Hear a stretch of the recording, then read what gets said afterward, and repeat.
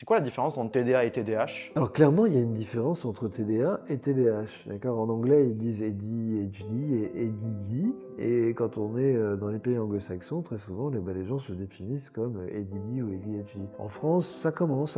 Moi, je vois quand même pas mal de personnes que je peux suivre qui disent non, non, non, moi j'ai un TDA. Je n'ai pas un TDAH parce que je n'ai pas le H, c'est-à-dire je n'ai pas le H de l'hyperactivité. Je bouge pas, au contraire, j'ai plutôt le sens inverse, j'ai plutôt le coume à pas bouger beaucoup. Donc je me reconnais pas quand on dit TDA. H avec le H, d'accord? De la même manière, je crois que quand on a un TDAH, vraiment H prédominant, c'est-à-dire on va dire la forme hyperactive prédominante, mais on se reconnaît pas tellement dans le côté un peu vaporeux du TDA, qui va être un peu dans la lune, toujours un peu lent à faire des mouvements, à bouger, à se bouger, à mettre en place des actions, parce que bah ils sont extrêmement speed, hein, toujours depuis le matin quand ils se réveillent jusqu'au soir, ils sont fatigants, ils se fatiguent eux-mêmes, d'accord? Et ils comprennent pas en fait cette vision très TDA, 12, vous voyez, et TDAH, très speed, vous voyez.